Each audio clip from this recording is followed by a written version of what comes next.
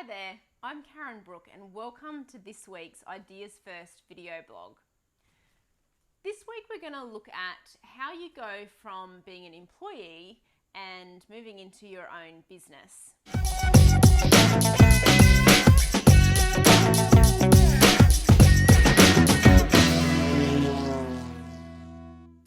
Okay, so let's think about that.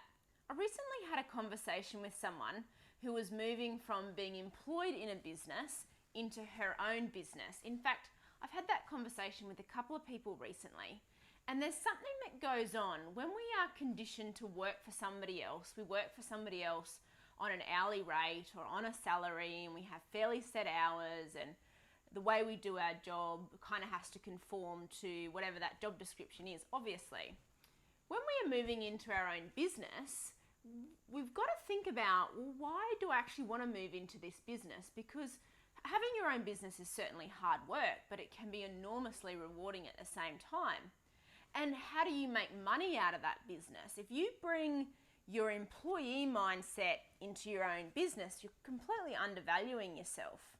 So what you need to start to think about, and the way I described it to these couple of women who were talking to me about this issue, is you've got to think, what am I really great at in this business? Why did I decide that it would be better to start my own business than stay working for somebody else? So think about the bundles of products and services. So it's really a value proposition. So what can you offer somebody else that's of great value to them? What problems can you solve for somebody else?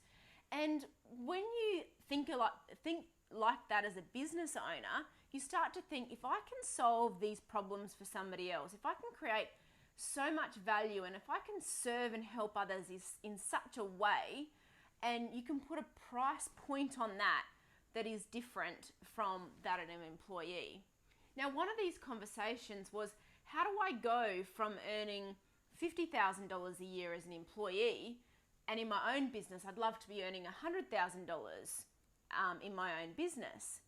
And the question was, do people even do that, Karen? Is that even possible?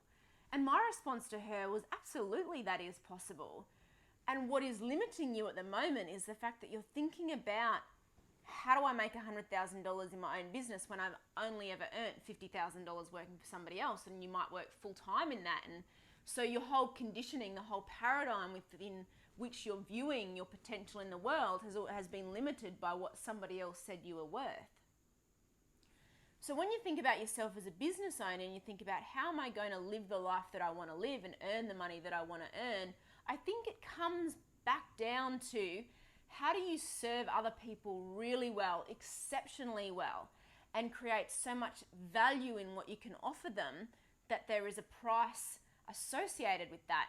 But it's actually not even really about the money at the end of the day. It's that thinking that if I can be the best that I can be, if I can serve people in such a way that is so valuable for them and give out so much of what I'm good at, that has to flow back to you. It will flow back to you in money, in lifestyle, in all those things that you're able to create.